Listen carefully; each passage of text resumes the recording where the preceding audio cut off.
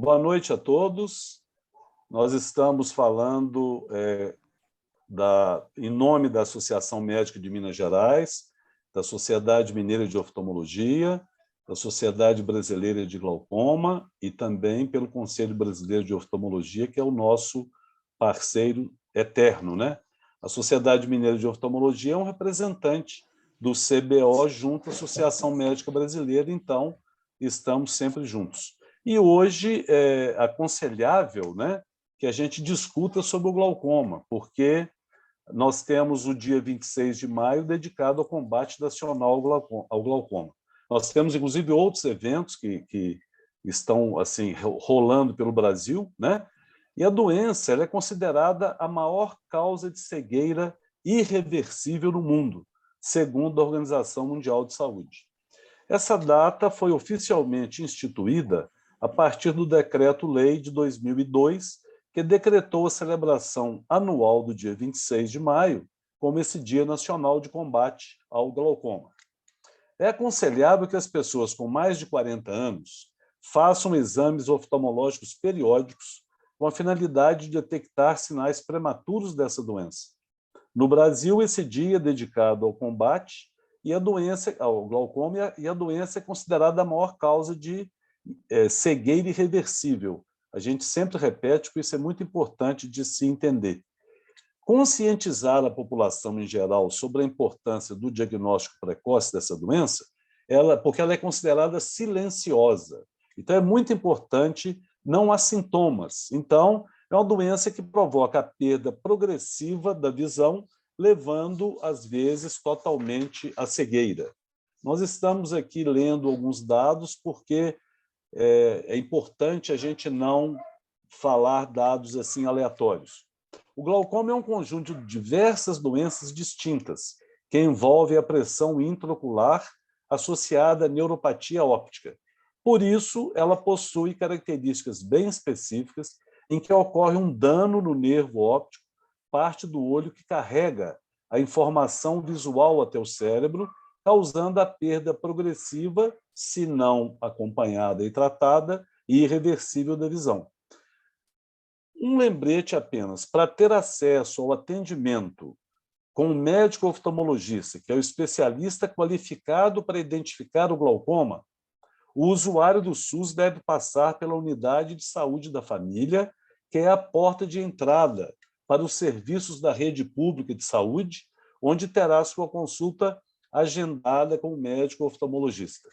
Segundo a OMS, além de ser a segunda causa irreversível de cegueira, ficando atrás apenas da catarata, que já é reversível, ou seja, você consegue recuperar a visão, estima-se que a prevalência da doença no mundo seja de aproximadamente 1 a 2% no Brasil, e a estimativa ficaria entre 1 milhão a 2 milhões, ou talvez até mais, de pessoas portadoras dessa doença.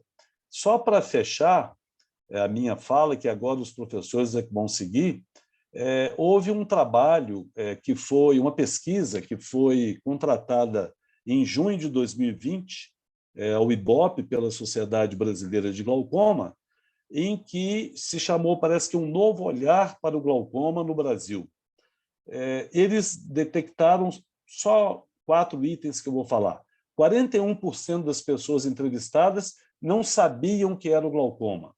53% desconheciam que a doença possuía ou possui a maior probabilidade de um quadro de cegueira irreversível. 39% desconhecem sua probabilidade de cegueira. 47% acreditam ser um mito ou desconhecem a relação com a hereditariedade. E 90% dos entrevistados não sabem que a população negra faz parte do grupo de risco. Muito bem. Em função disso, nós convocamos os professores de oftalmologia, especialistas em glaucoma, o professor Emílio Suzuki, que é professor de oftalmologia da Universidade Católica de Minas Gerais, a PUC Minas, vice-presidente da Sociedade Brasileira de Glaucoma, que nos trouxe esses dados. E o professor José Luísio Massotti, com graduação aqui na UFMG, e residência pelo São Geraldo e especialista em glaucoma, com doutorado em Ciências Aplicadas à Cirurgia e Oftalmologia pela UFMG, que também milita muito na área, e ambos irão falar para nós e dar alguns ensinamentos tão úteis, né? Reinaldo, por gentileza, o próximo slide. Então, nós já falamos sobre isso aqui, né? A gente trouxe dados assim, esses dados aqui são importantíssimos, são de uma literatura, uma bibliografia internacional que eles trouxeram. Então, ó, segunda maior causa de cegueira, a primeira seria a catarata, maior causa de cegueira prevenível. Nos Estados Unidos, 50% dos que têm glaucoma não sabem que tem, parece aqui com o Brasil, né? Para não dizer, nós temos quase que o dobro de desconhecimento, eles já conhecem 50%, desculpe. Em 2010, 61 milhões de pessoas com glaucoma no mundo, hoje isso já possivelmente terá dobrado, não sei. Em 2010, 8,4 milhões de cegos bilaterais pelo glaucoma, muito raro antes dos 40 anos, a prevalência aumenta muito com a idade, 15% da população africana aos 80 anos e 5% na população europeia aos 80, mostrando aí a importância da raça negra na gênese do glaucoma. Próximo, por favor, Reinaldo. Aqui só para a gente mostrar como que o olho ele funciona mais ou menos como se fosse uma câmera fotográfica. Eu esqueço e faço uma homenagem aqui nesse momento, eu não esqueço de umas aulas que o professor Hilton Rocha sempre comparava, fazia essa comparação, né, da máquina fotográfica que originou-se do olho. Mas o que acontece com o objeto? Ele é iluminado, né, pela luz, e esses raios vão atravessar a córnea, atravessar a pupila que se encontra no meio da íris, atravessar o cristalino, que é a nossa lente de acomodação do olho, atravessa o corpo vítreo, chega na retina e dali ela se ajunta, essas imagens que se transformarão em imagem no cérebro, elas vão através de estímulos fotoelétricos, juntam-se no nervo óptico que, através do trato óptico das vias ópticas, ele vai caminhar para a região occipital do cérebro, onde você terá a formação da imagem. É realmente um sistema assim, de uma engenharia fantástica, né, que a gente reconhece, e nós temos que cuidar muito bem do nosso olho, porque é uma máquina perfeita. E aqui mostrando o fundo de olho, e só para mostrar que as células da retina se reúnem e elas é que formam o nervo óptico, e aqui a gente está vendo o disco óptico, vai ser explicado pelos professores Emílio e José Aloísio. Próximo, por favor. Aqui só para mostrar as conexões do olho até o cérebro, né? Então, nós temos os dois olhos aqui levando até o cérebro através das vias ópticas e todos os tratos e de uma forma assim, extremamente complexa. E aqui, nessa situação do quiasma, existe uma decussação, né? uma troca, e que a gente vai jogar parte da imagem que vem do direito para o hemisfério esquerdo e do esquerdo para o direito e vice-versa. É extremamente complexo e muito rápido, né, a formação da imagem. Próximo, por favor. Muito bem, agora nós perguntaríamos ao professor Emílio o que seria o glaucoma, professor. Fica à vontade. Bem, boa noite a todos. Primeiramente, eu gostaria de agradecer a iniciativa do professor Molinari, da Associação Médica, da Sociedade Mineira de Oftalmologia, que tem um papel importantíssimo na defesa da saúde ocular de todos os pacientes aqui do estado de Minas Gerais. Agradecer ao nosso colega, Dr. José Aloísio, que também montou basicamente todo esse escopo aqui dessa aula voltado aos pacientes e aos leigos no glaucoma, né? E a gente fala os leigos no glaucoma, não, até clínico geral, pessoas da área da saúde, mas que não estão tão habituadas com essa doença, né? E hoje, Molinari, muita gente fala assim, mas vocês comemoram o glaucoma do dia 26? Vocês brindam o glaucoma? Não, a gente não comemora a doença, né? A gente não comemora o glaucoma. A gente, na verdade, tem essa data para lembrar que nós temos que combater o glaucoma. Essa é uma data de conscientização, né? Nós temos que lembrar que existe essa doença, o glaucoma. E a gente sabe que, infelizmente, a noção de conhecimento dessa doença, por mais que a gente tenha melhorado a nossa comunicação, ainda é uma doença desconhecida, como os dados que você muito brilhantemente colocou aqui nesse prelúdio dessa apresentação, né? Mas então, o Molinari, o Dr. José Luiz, eu vou falar de maneira bem clara, bem simples. O glaucoma é uma doença do olho. Já tem que começar por aí. Porque tem gente que acha que é doença de dente, tem gente que acha que é doença neurológica, tem gente que acha que é doença do aparelho digestivo. Então, ponto, glaucoma é uma doença ocular, é uma doença dos olhos, né? E o glaucoma é uma doença, como você mostrou aí, é uma doença que ataca o quê? Ele não ataca a pressão do olho, ele ataca o nervo. Então, esse um outro dado importante, como você está mostrando nesse slide.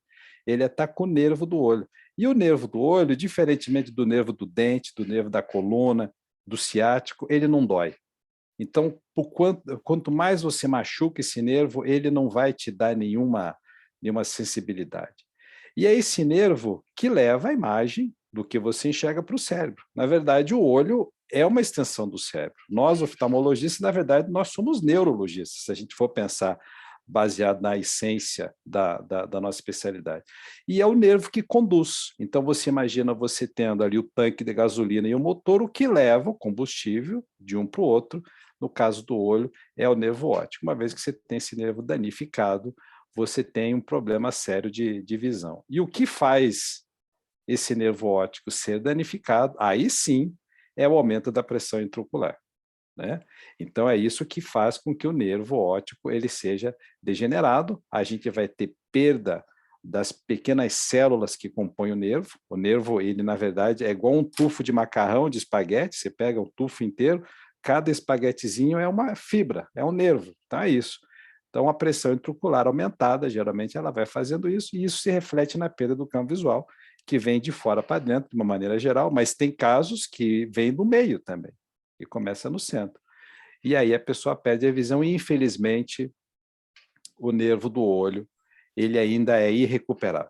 Com toda a nossa evolução, com toda a tecnologia que nós temos na medicina, dentro da própria oftalmologia, nós ainda não conseguimos recuperar um nervo óptico degenerado. E é por isso que o glaucoma tem essa estatística terrível de cegueira no mundo todo. Muito bem. Vamos agora para o próximo slide, Reinaldo. Vamos ouvir o José Aloísio. O que seria o glaucoma, Zé Aloísio, por favor? Então, gostaria de agradecer o convite, o doutor Molinari, sempre muito amável, agradecer. Então, é o seguinte, o doutor Emílio já introduziu muito bem, né, o conceito do glaucoma. É a lesão do nervo óptico, é o nervo que sai do olho e que leva toda essa informação ao cérebro. Quando a gente está examinando o paciente, nós temos ali os nossos equipamentos que nos permitem enxergar ao vivo o fundo do olho. E lá no fundo a gente vê o começo do nervo. E é ali justamente que a gente consegue examinar se o nervo está sadio ou se o nervo está doente. Então, o glaucoma é a doença do nervo óptico. O nervo possui as suas características na saúde e as suas características na doença, no glaucoma. Então, o nervo óptico, com danos característicos, nós chamamos isso de glaucoma. E essa doença, na maioria das vezes, é causada pela pressão alta no olho. O olho, vamos pensar como se fosse uma bola de futebol, ele tem uma pressão ideal, para que ele se mantenha no seu formato, para que ele consiga exercer a sua função. Se a pressão estiver muito baixa, é um problema. Se a pressão estiver muito alta, é problema. E a pressão do olho, quando está muito elevada, quando ela está elevada acima dos valores ideais, causa a lesão dessas fibras, essas pequenas fibras que compõem o nervo. O nervo é um conjunto de fibras, são feixes, como o doutor Emílio usou um exemplo excelente, do macarrão, né, do pacotinho cheio de macarrão. Então, geralmente, essa pressão, quando ela está acima do ideal, o nervo vai, essas fibras vão se perdendo, e aí vai perdendo neurônios, e aos poucos, ao longo dos anos, você vai perdendo partes da visão, seria partes do campo de visão. E a pressão, nem sempre a pressão está alta nesses pacientes, mas mesmo nesses casos, o único tratamento é baixar a pressão. Então, por hoje, o que funciona mesmo são os tratamentos que baixam a pressão do olho. Então, nós não temos a exigência de ter pressão alta, mas o tratamento é pela redução da pressão. Então, pode ser que para aquele olho aquela pressão não seja boa. Essa questão suscita muitas discussões, mas basicamente, do modo mais simples, é assim que nós conversamos, é assim que inicia a doença. É uma lesão do nervo. Excelente, viu? Bem claro. Reinaldo, vamos passar para o próximo, por favor? O que seria, então, Emílio, a perda de campo visual que acontece no glaucoma? Bem, então o grande problema do glaucoma é justamente como é uma doença que não dói, e a característica de perda de visão ela é uma característica muito peculiar, porque ela é diferente, por exemplo, da catarata, em que se perde a visão como um todo, é diferente, às vezes, de um problema de grau, que você perde ou só para perto, ou só para longe, né? Ou um problema de retina, que muitas vezes você perde o centro só da visão. O problema é que o glaucoma ele tem essa alcunha, esse apelido de ladrão silencioso da visão, justamente porque ele vem dos ladinhos. Ele vai te pegando ali pelos lados, e quando a gente... E, na verdade, a nossa visão lateral, a gente não exige tanto dela quanto a visão central. Vejam, os senhores que estão observando aqui a nossa palestra, e eu mostro ali, está escrito perda de campo visual, o que vocês estão olhando é a região central. Vocês não sabem, não prestam atenção no que está acontecendo na lateral, né? E o glaucoma aproveita disso. Aproveita. A lesão glaucomatosa, que a pressão ocular proporciona no nervo óptico, faz com que nós perdemos as funções visuais na lateral. E isso não volta. Então, quando você tem um estágio inicial, você não dá muita importância, porque você não percebe. Quando você tem um estágio moderado, você também às vezes não percebe. Você acha que o óculos está ruim, você acha que foi feito errado, está mal feito o óculos, ou que é bobagem, deixa para lá, afinal de contas não está doendo, né? E na medida que isso vai aumentando, você começa a ter impactos importantes. E vale a pena ressaltar que muitas vezes as alterações que chegam já de perda de campo visual não é assim do nada para o cego, né, Zé Luiz, né, Molinari? Às vezes são características muito simples, como, por exemplo, a pessoa não consegue comer direito. A pessoa começa a comer e derrama, igual pombo, né? Quando come, derrama tudo. O homem não consegue fazer xixi direito, erra, faz tudo para fora. A pessoa não consegue ler, não consegue, às vezes, abrir uma prateleira, porque perdeu o campo visual. Então, quando chega nessa fase, é uma fase já muito prejudicial, porque não tem como a gente recuperar, a gente vai tentar preservar o miolinho. Então, o campo visual, a perda dele é de fora para dentro, de uma maneira geral, e o problema é que quando você tem a perda muito grande num olho e no outro você quase não tem perda, o cérebro é danado, porque o cérebro quer ajudar a gente.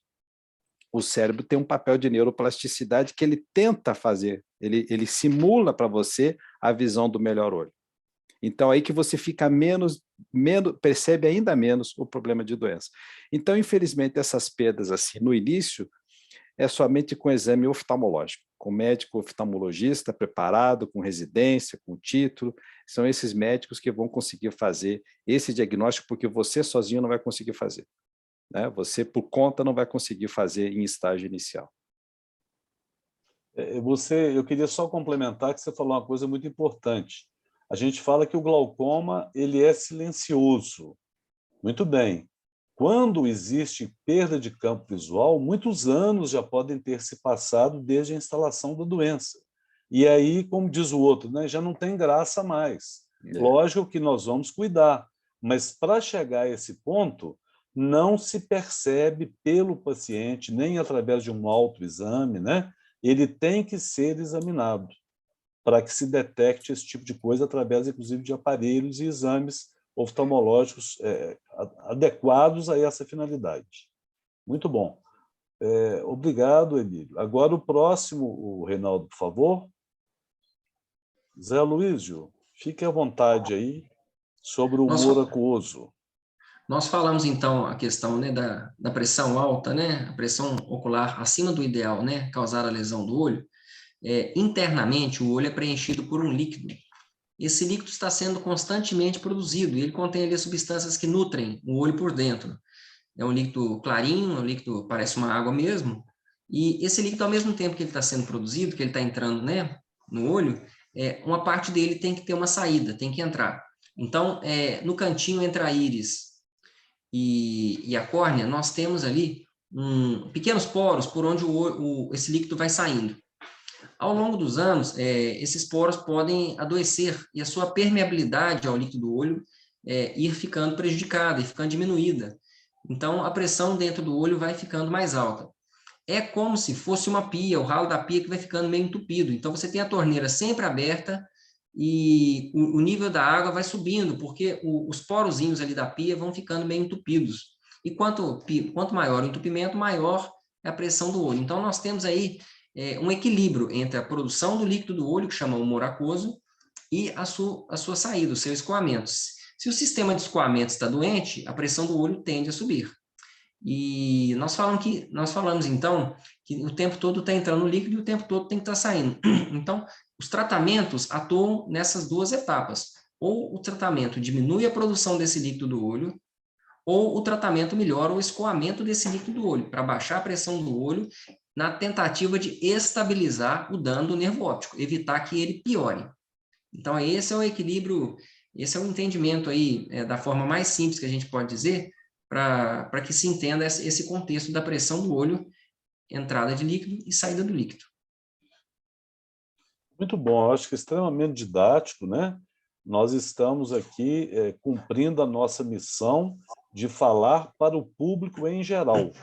Como diz o outro, o oftalmologista também será bem-vindo, mas a gente está visando muito mais uma linguagem mesmo para que se entenda e se dissemine os conceitos importantes, né, do glaucoma.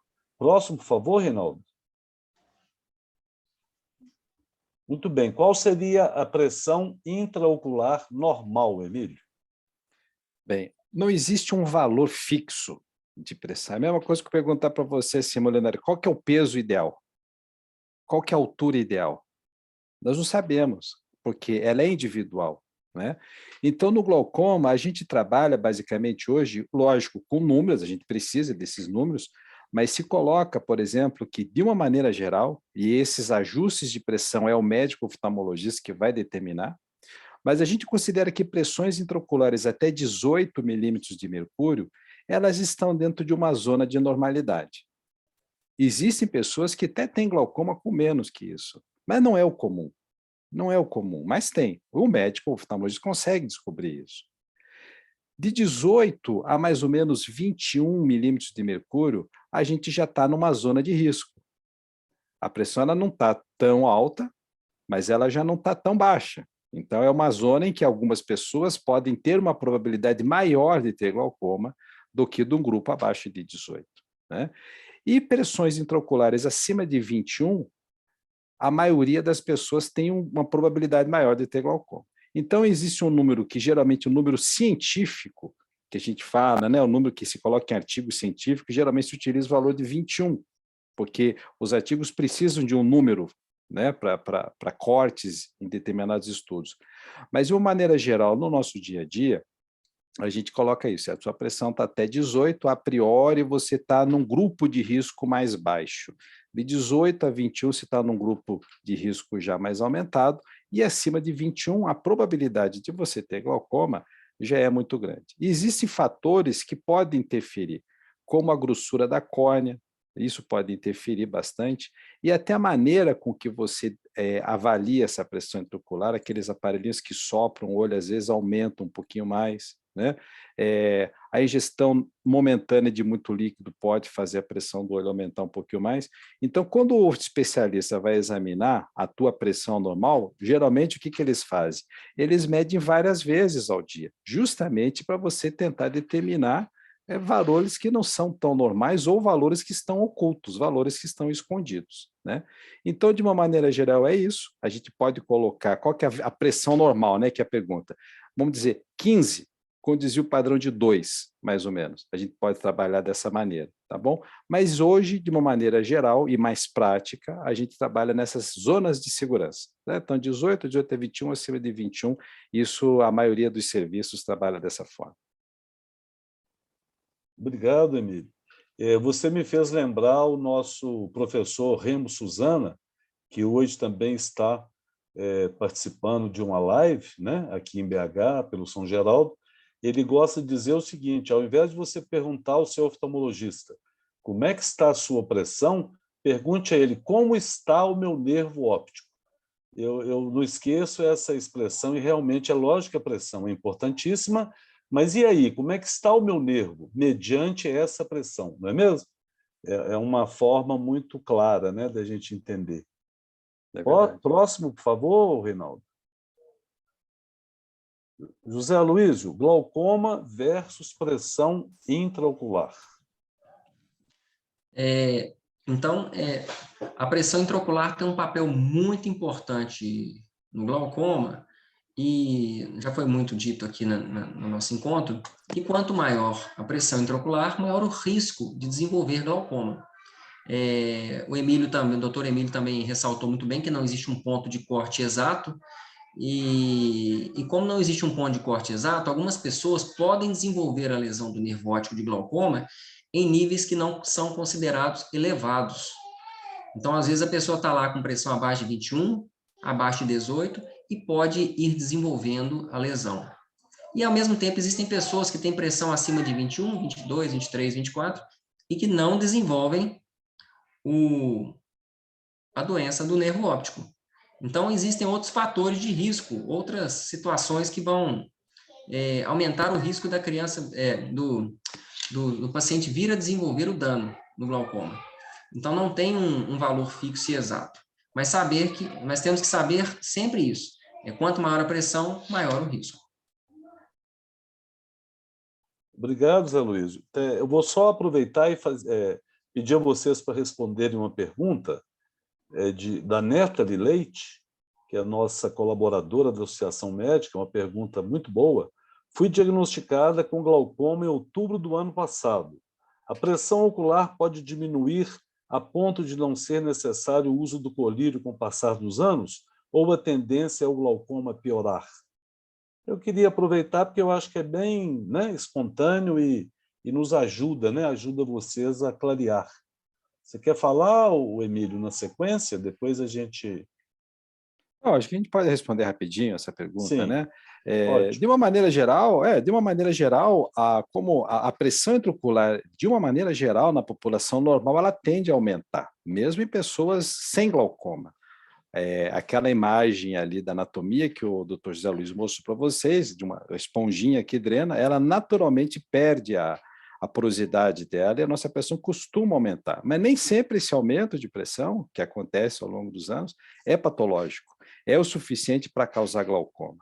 Outra coisa também que tem que se avaliar é que há uma variação da pressão. Então, se você faz uma medida de pressão geralmente muito cedo pela manhã e compara essa mesma pressão ao final do dia, ela vai ser diferente. Então, não quer dizer que ela diminuiu por algum outro motivo, é porque esse é o ciclo fisiológico, é o ciclo circadiano da pressão intraocular. Existem condições que podem predispor a um aumento momentâneo da pressão intraocular, como, por exemplo, o uso de corticoides, né? O uso de corticoides por algum problema de saúde pode, a Covid deu muito isso, né? Pode aumentar a pressão intraocular durante o período do corticoide e depois ela baixa. E um fator que pode diminuir, né, Molinari, é se a pessoa opera de catarata, por exemplo. Às vezes ela tem uma pressão intraocular ali limítrofe, né, Zé Luiz? E às vezes a gente não sabe também. Tem casos que são inconclusivos até para nós, a gente fica na dúvida.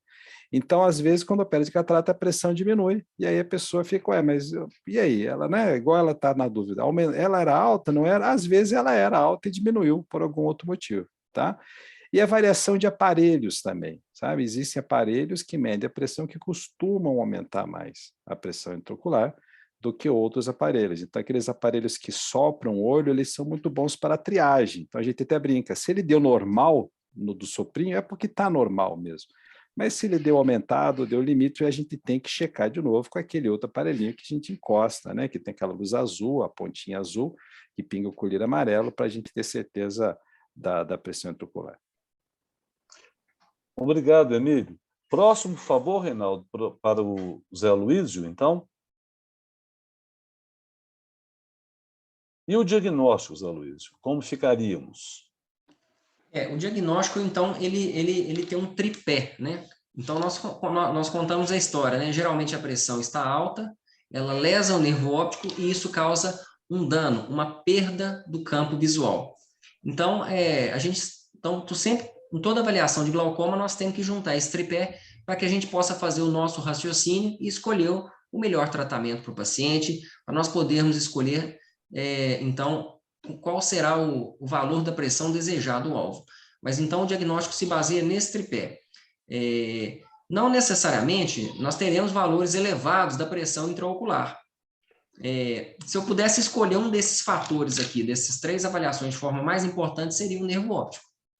Mas o dano no nervo óptico leva a danos, a perdas de partes do campo de visão. Esse exame que a gente também faz na nossa avaliação. Então, juntando os dados da história do paciente, a idade do paciente, os fatores de risco para ele ter glaucoma e os resultados dessas nossas avaliações, juntando isso, nós podemos fazer, então, o diagnóstico da doença.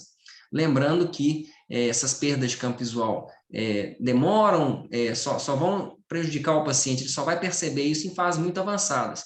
Então, daí a importância mesmo de ele passar por uma avaliação pelo médico especialista, pelo oftalmologista, para que nós consigamos juntar essas informações e dar a ele um diagnóstico devido. Muito bom, obrigado. Próximo, Reinaldo, por favor. E a prevenção, Emílio, em que ela se baseia? O que é mais importante na prevenção? Como está escrito aqui, não é possível prevenir o aparecimento do glaucoma, no sentido assim, se você tiver a condição genética de ter a doença, ela vai aparecer, né?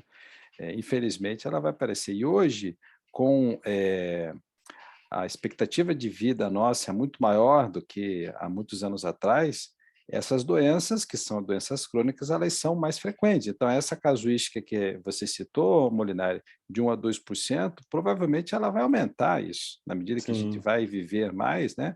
A gente vai aumentar isso porque a gente vai fazer diagnóstico mais precoce, a gente vai ter mais condições. Então, a doença em si, a gente não consegue prevenir o aparecimento dela, mas a gente tem que estar preparado para, se ela aparecer, a gente está com todas as armas em dia, né? Eu sempre pergunto assim, o que causa glaucoma, né? É uma pergunta que sempre nos fazem, e eu respondo assim, olha, o dia que a pessoa descobrir, ela vai ganhar o Prêmio Nobel da Medicina, porque nós não sabemos ainda, né? Mas a gente consegue prevenir a cegueira, isso óbvio, a gente consegue, porque nós temos equipamentos, treinamentos, e por isso vale a pena a gente enfatizar novamente que quem faz o diagnóstico é o médico especialista, é o oftalmologista, não precisa ser necessariamente especialista de glaucoma. O médico oftalmologista, ele é preparado, ele é treinado para fazer o diagnóstico, entendeu? Na população geral.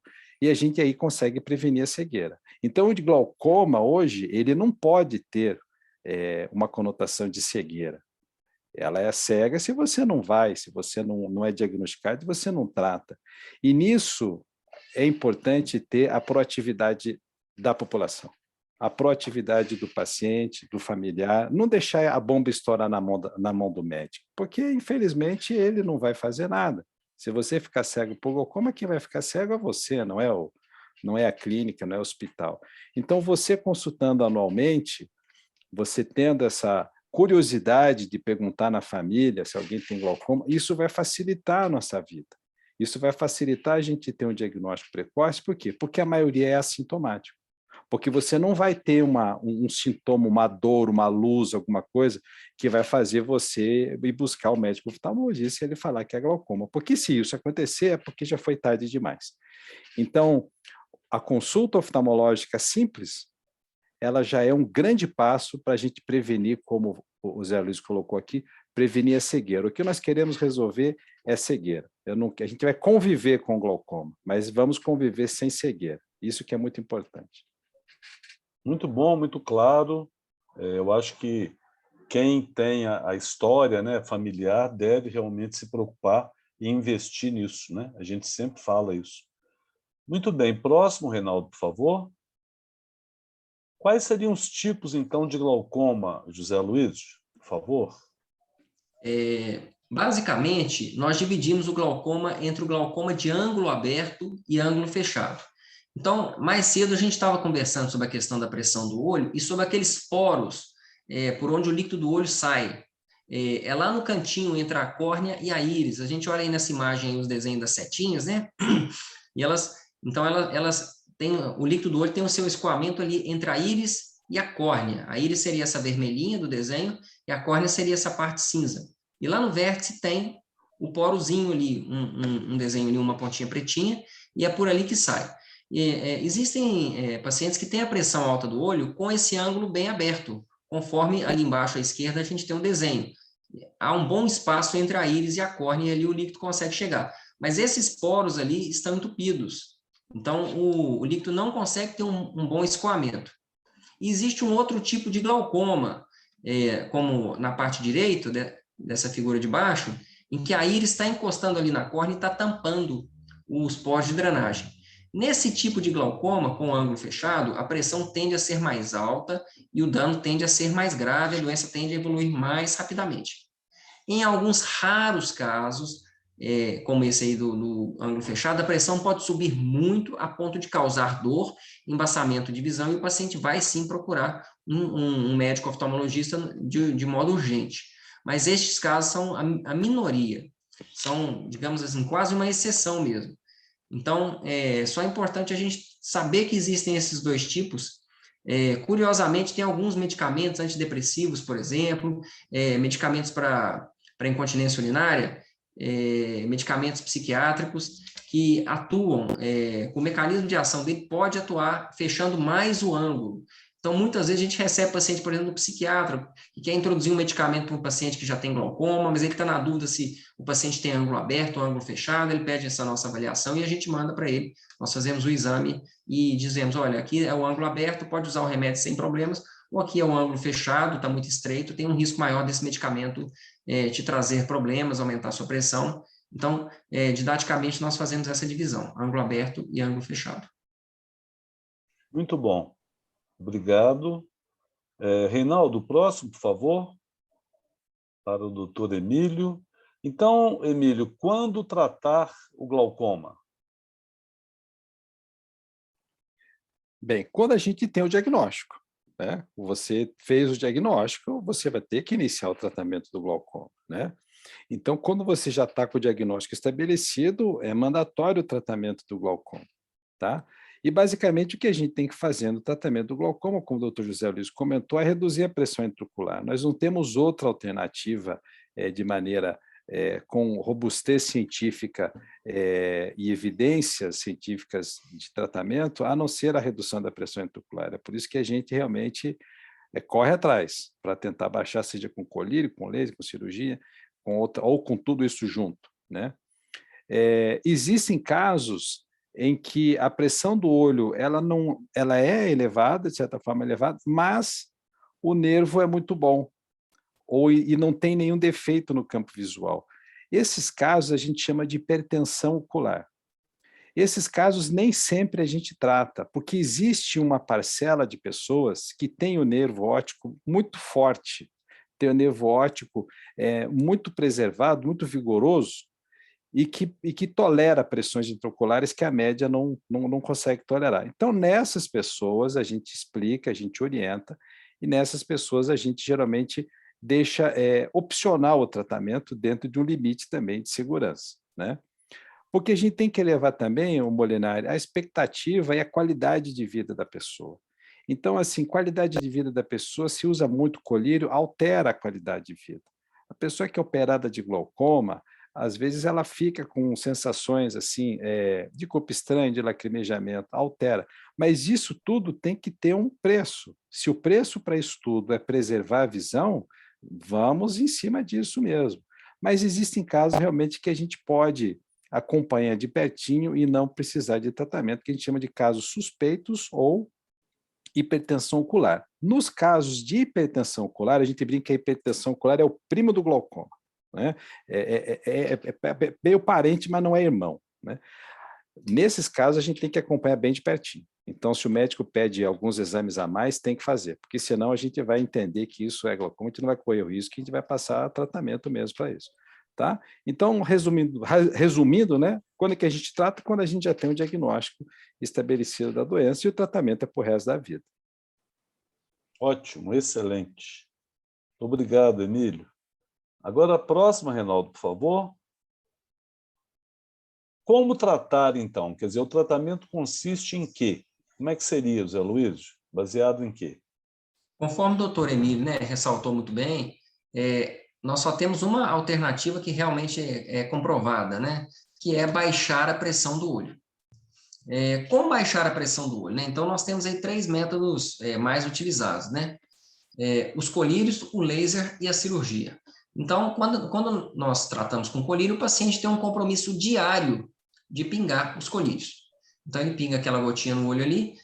Tem paciente que basta pingar uma gotinha, tem paciente que vai precisar pingar 2, 3, 4 vezes ao dia. E realmente esse é um desafio, né? Ter aquele compromisso diário e lembrar que os colírios têm alguns efeitos colaterais, como nós vamos falar adiante. Mais cedo nós vimos aquelas imagens, né, do olho com o líquido entrando, o líquido saindo. Então, os colírios atuam basicamente de 2 formas, né? Ou ele diminui aquela produção do líquido, é como se a gente estivesse fechando a torneira um pouquinho, ou ele aumenta o escoamento, é como se o colírio agisse melhorando ali a drenagem pelo ralo da pia, né? Então, nós podemos associar também vários colírios, né? Um diminui a entrada do líquido do olho, o outro melhora o escoamento desse líquido, e aí nós temos uma redução da pressão do olho. Com essa redução da pressão do olho, nós ajudamos o nervo a não sofrer mais lesão. Então, essa pressão alta machuca o nervo, vai fazendo com que o nervo vá perdendo fibras dos neurônios que o compõem, e isso vai levando perda do campo visual. Então, quando a gente começa a tratar um paciente, a gente mede a pressão do paciente sem o colírio e anota lá na ficha, e fala, olha, eu quero baixar essa pressão do paciente em 20%, em 30%, e a gente escreve lá qual que é o valor desejado, e a gente dá um colírio para ele. Se chegar onde a gente queria, vamos mantendo e vamos acompanhando. Se não chegou no ponto devido, a gente associa mais um colírio, acompanha com os exames, vê se o paciente está estável ou se ele está piorando. Então, essa é a ideia do tratamento com os colírios. No tratamento a laser, nós aplicamos um laser lá naqueles poros internos de drenagem. Ao aplicarmos esse laser, a gente restaura a função dos poros. Então, os poros que estavam meio entupidos, a gente, entre aspas, desentope esses poros com o laser. Então, essa aplicação do laser é muito interessante, porque ela economiza colírio. Então, às vezes, o paciente estava usando um colírio, você faz a aplicação do laser, ele passa a não usar nenhum colírio. Ele vai tendo que ser acompanhado, porque ao longo dos anos, pode ser que essa aplicação do laser tenha que ser refeita, pode ser que a pressão volte a subir lá na frente, mas já é um conforto muito grande. Às vezes o paciente pinga 2 colírios, se você puder reduzir de 2 colírios para 1 colírio, também já é uma ótima vantagem. Lembrando que nem sempre o paciente consegue aderir bem ao tratamento, usar o colírio corretamente. Então, tudo que a gente puder facilitar é bom para o paciente. Existem também casos de cirurgia, do glaucoma. No caso da cirurgia, nós podemos fazer um caminho ali artificial para o líquido ter uma saída do olho. A gente faz cirurgia, a gente faz um buraquinho ali no olho e dá um caminho novo para o olho. Ou quando o paciente, por exemplo, vai fazer uma cirurgia da catarata, existem alguns implantes que a gente põe ali naquela região do ângulo que também dão um caminho também para o líquido ter como sair com mais facilidade. Então, todos esses 3 tratamentos atuam ajudando a baixar a pressão intraocular. Esse é o tratamento atual do glaucoma. Muito bom, Zé Luiz. Muito bom. A minha internet saiu um pouquinho aqui, mas eu acho que não perdemos nada. Em relação ao tratamento clínico, Emílio, o que você pode acrescentar para a gente? Bem, a gente tem que falar que hoje existem vários colírios para tratamento de glaucoma e, muitos colírios, muito tratamento, ele é subsidiado pela saúde complementar, né, de saúde, eles são fornecidos pelo SUS. Então, hoje não tem desculpa, né, de falar que não tem colírio, que não consegue comprar. Hoje, as grandes cidades, média, até pequenas cidades, já tem programa de fornecimento de medicamento pelo SUS. Tá? Geralmente, um colírio só, em alguns pacientes, só de usar um colírio ao dia já é o suficiente para controlar essa pressão intraocular e não deixar ele a cegueira. Acontece que a maioria dos pacientes, infelizmente, precisa de uma ou mais drogas, né? Um ou mais colírios, né? Não são todos que só com um colírio resolvem. Mas isso também não impacta tanto, porque se usa numa distância geralmente de 12 horas esses colírios, ou seja, quando acorda e quando dorme, tá certo? Então, não é tão complicado assim.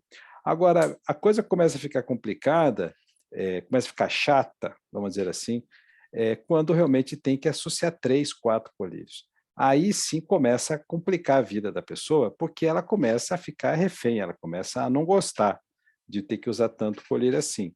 E aí existem drogas que são junções dos colírios, que a gente chama de combinação fixa.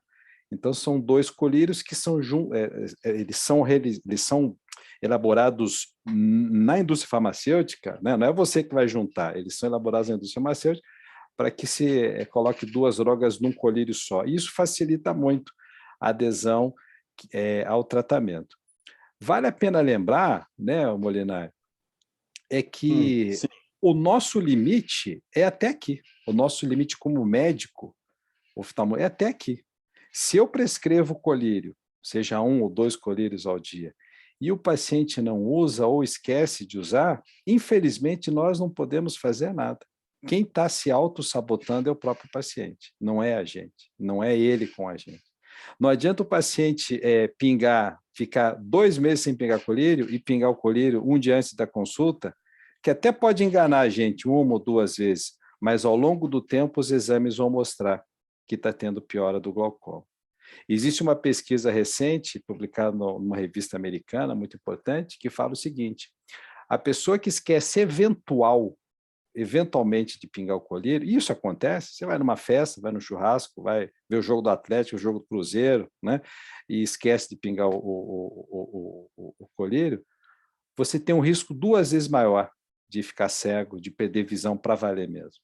E aquela pessoa que esquece para valer mesmo, que não está nem aí, pinga de vez em quando, é aquele paciente que um frasco que é para durar 1 mês dura 2 meses, 3 meses, esse paciente tem um risco até 4 vezes maior de ficar cego. Só que ele não vai ficar cego de segunda para terça, ele vai ficar cego ao longo do tempo.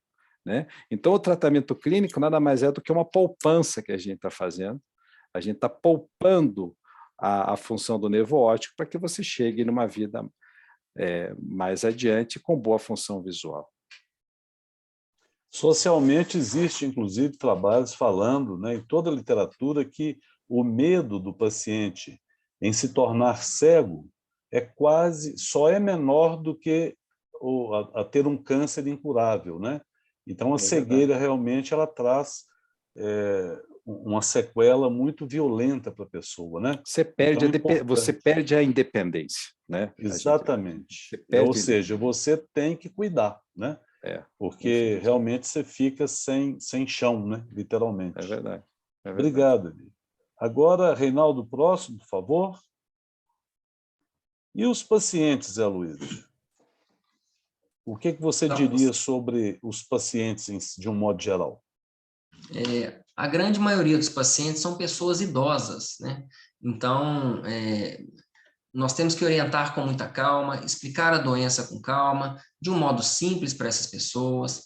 É muito conveniente que venha um acompanhante ou cônjuge, ou um dos filhos, ou o cuidador, para que nós passemos as orientações para essas pessoas.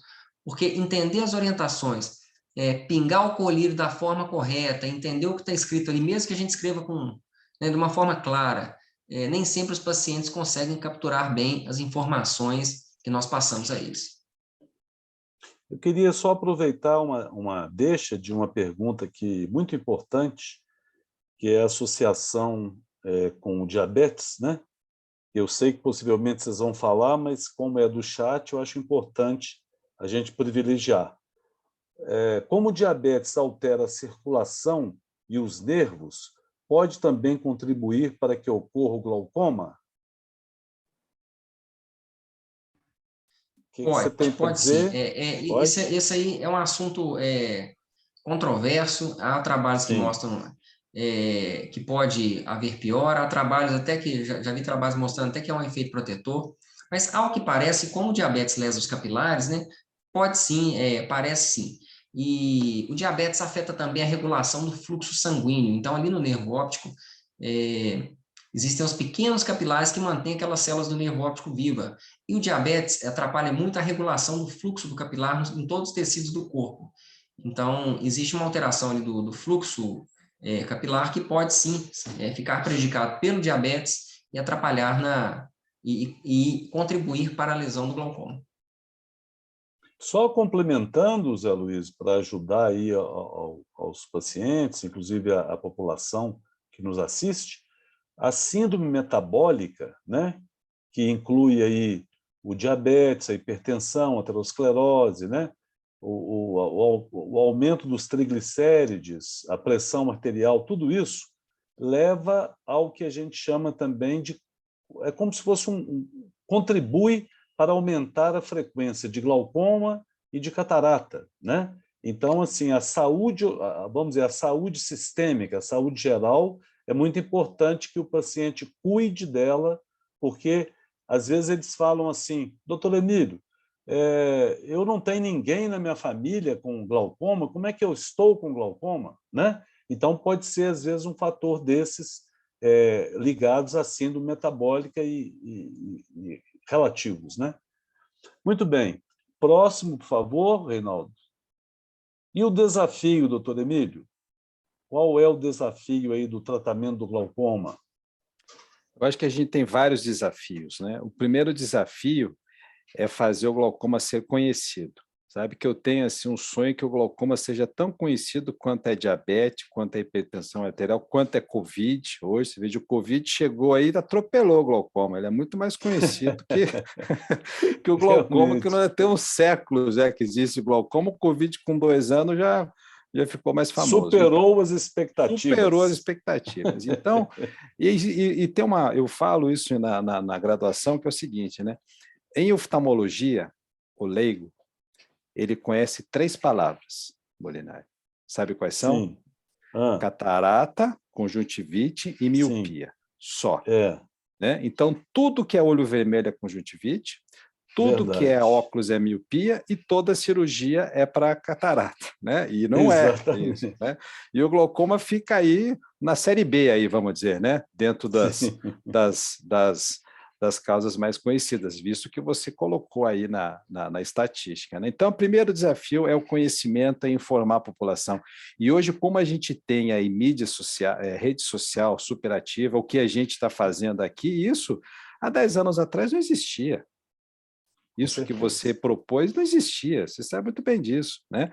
Então, o acesso à informação hoje está muito mais inclusiva, muito mais democrática do que era no passado, tanto na linguagem visual quanto na linguagem escrita, né? Então, mesmo a pessoa que não é letrada nos ouve, nos entende a nossa conversa, o nosso bate-papo. Então, o primeiro desafio é o conhecimento. Segundo desafio é o acesso à saúde. O acesso à saúde, ele depende de 2 coisas. Ele depende da função social da pessoa, né? Tem pessoas que realmente não têm condição de pagar uma consulta, de ter um plano de saúde e necessitam do SUS. Então, isso a gente tem que melhorar. Isso vai ser um desafio eterno, né? E o acesso também depende, como eu falei, da proatividade da pessoa, né? A gente não pode esperar que o governo vá na casa da pessoa para falar que ele tem glaucoma, que o seu plano de saúde vá na casa da pessoa, né? Não, agora o conhecimento vai, e se o conhecimento vai, leva para a gente saber, para a gente descobrir. Então, esse é o segundo desafio, que é o acesso à saúde, para a gente ter o diagnóstico precoce. E o terceiro desafio, isso são desafios ainda que são tangíveis, são desafios que a gente pode trabalhar junto. O terceiro desafio é o tratamento, é você usar o colírio, como eu expliquei para vocês, é você entender que você não pode deixar de usar o colírio, que você tem que participar do tratamento, se o médico indica um laser, uma cirurgia, ele não vai indicar à toa, né? Ele não vai fazer isso à toa, então é você ser participativo no tratamento, e o que depende de você, como paciente? É utilizar os colírios, é utilizar o medicamento. Não adianta você não deixar de usar, porque, como eu expliquei, você vai ter repercussão lá na frente. E um último desafio, esse já é um desafio mais assim, platônico no momento, né? Que é a gente tentar ter a regeneração do nervo óptico. Se a gente conseguir ter a regeneração do nervo óptico, o glaucoma não vai ser mais a segunda maior causa de cegueira mundial e a primeira irreversível, talvez a gente consiga mudar essa estatística. Já que a gente não pode mudar essa estatística com regeneração de nervo óptico, a gente pode mudar essa estatística com comprometimento, com educação e com diagnóstico precoce. Muito bom, viu? Excelente. Eu queria aproveitar esse desenho dessa gota nesse olho lindo que o Zé Luísio colocou aqui, para lembrar o seguinte: esse olho pode ficar feio se essa gota for com corticoide. Se ele for muito bem orientado, indicado, sob prescrição médica, ótimo. Ali está um acompanhamento, vai correr tudo bem. Tem seus efeitos benéficos, lógico que tem. Mas a pessoa compra um colírio, bota no bolso ou na bolsa, a gente vê que o frasco está até amarelado de tanto tempo que ele é usado, porque todas as vezes que ele tem um olho vermelho, ele pinga. Então, assim, lembrar, gente, colírio de corticoide só sob prescrição médica.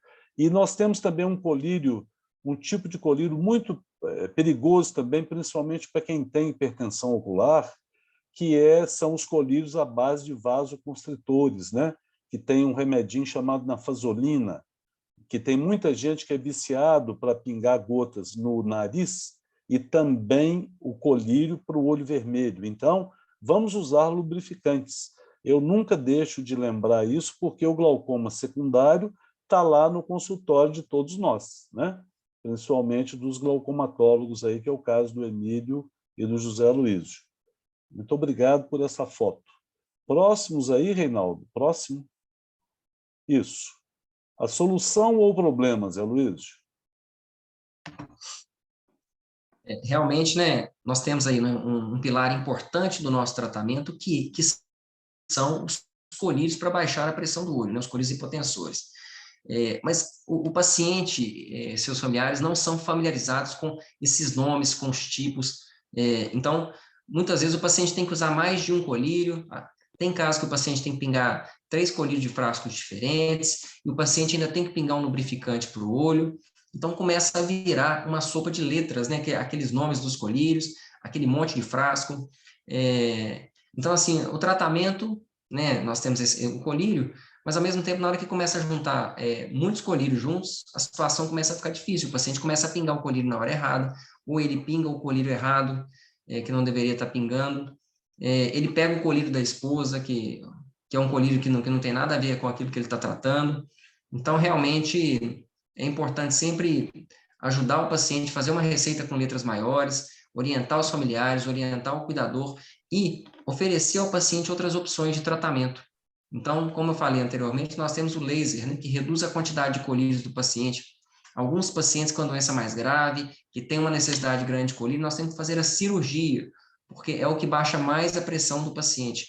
Então, nós temos que acompanhar o paciente de modo individual. Não existe uma receita de bolo para todo mundo. Então, quando é que você vai operar o paciente? Cada paciente é único, você vai vendo se ele está piorando, se ele não está piorando, se ele está conseguindo manter o tratamento com o colírio. E lembrar que os colírios também têm efeitos colaterais. Então, quanto mais colírio o paciente usa, mais ele vai tender a ter olho seco, olho vermelho, irritações, embaçamentos de visão como efeitos colaterais. Então, o preço para tratar a doença, para evitar a cegueira, pode trazer alguns outros problemas para ele, principalmente se ele estiver usando muitos colírios. Muito bom. Excelente. Vamos ao próximo.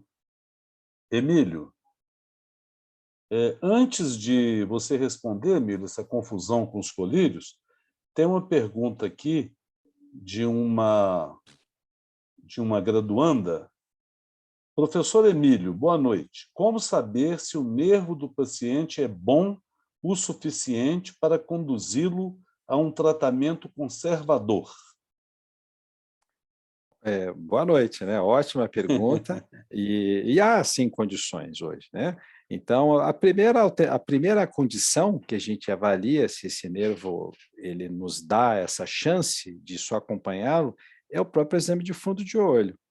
É o exame de fundo de olho, seja com oftalmoscópio direto, indireto, seja com lâmpada de fenda. Se você tem o nervo dentro das características de padrões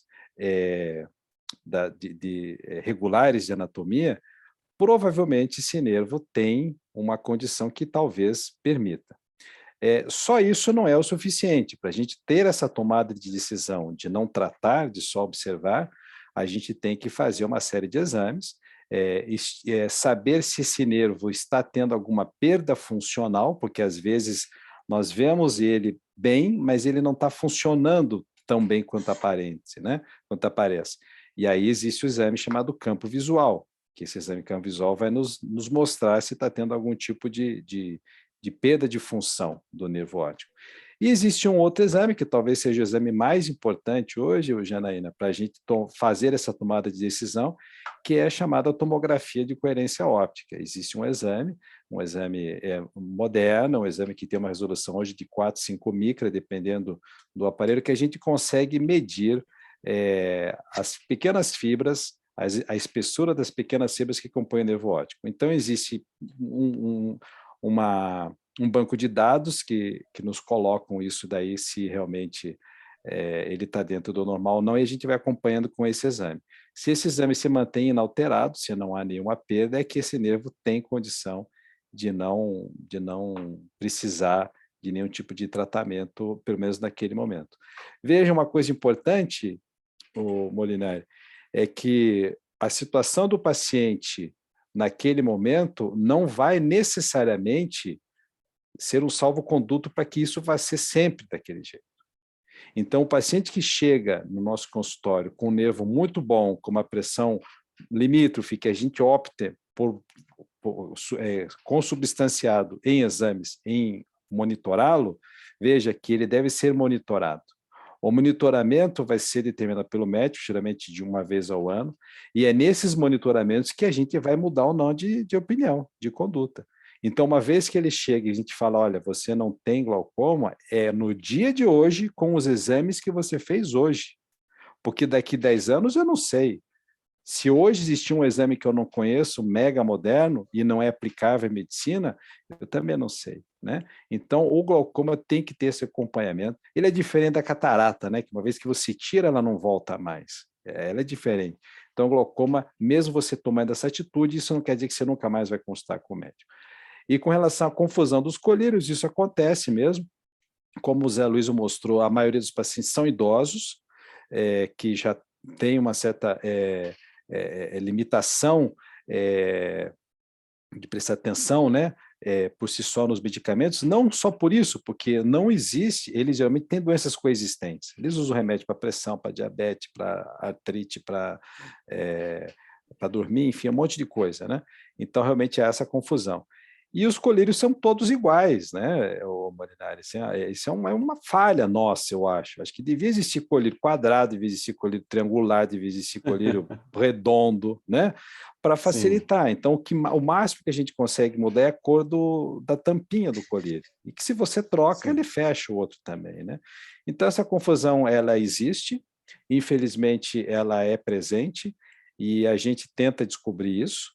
E é o que você falou, às vezes aquele frasquinho que está sujo já ele está usando, ou seja, ele não está usando, porque o frasco pode durar um mês, geralmente, para os 2 olhos.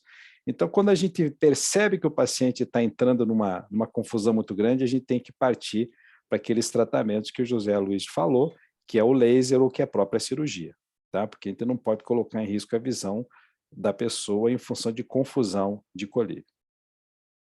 Eu queria só aproveitar o desenho aqui, essa confusão com colírios, a gente vê também pacientes que usam, às vezes aproveitam um frasco, colocam outro medicamento naquele frasco, isso a gente já atendeu em pronto-socorro, acho que todos nós. Então, por exemplo, às vezes já pingaram Novalgina, né, dipirona no olho, e antimicótico, antifúngico, né, e tem medicamentos assim pequenos que eles aproveitam ou trocam o rótulo, às vezes tiram e escrevem outro, Quer dizer, tomar muito cuidado com isso, porque o colírio ele é um medicamento que os colegas já falaram, tem efeitos colaterais. Você pode ter uma arritmia cardíaca com um colírio de glaucoma, dependendo daquela droga. E tem gente que não pode utilizar todos os colírios. Então, o colírio é o medicamento prescrito pelo médico oftalmologista, que tem todo o conhecimento para fazer isso, e nós temos, inclusive, efeitos colaterais nocivos à saúde. Não vamos pingando qualquer colírio no olho, vamos nos informar, é melhor não pingar até se certificar se você pode usar.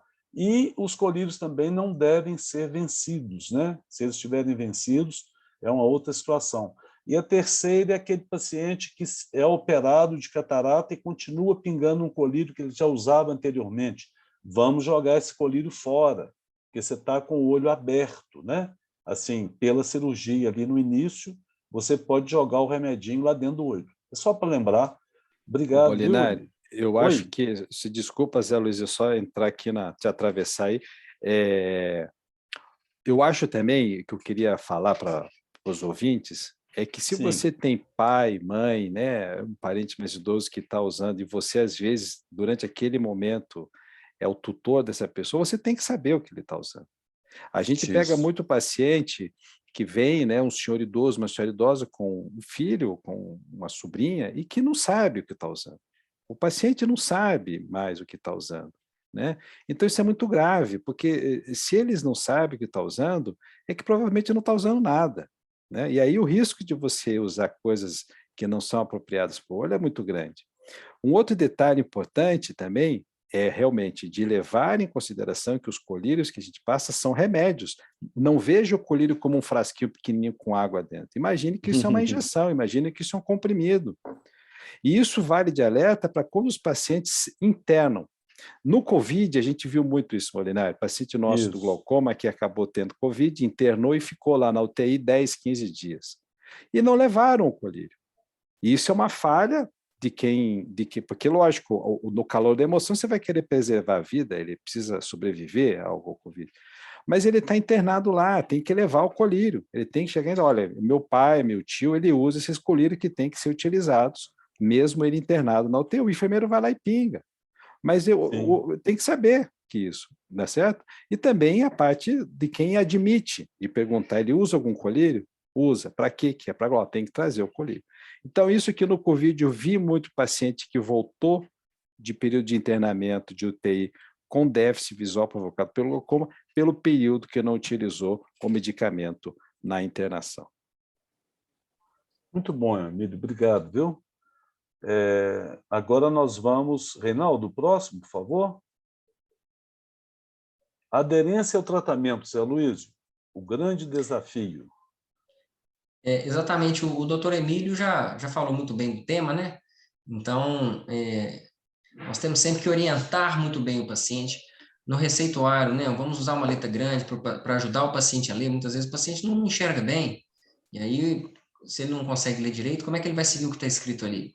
Né? Orientar o paciente a trazer um acompanhante nas consultas, para que aquela informação que a gente dê, que a gente escreva, seja seguida em casa.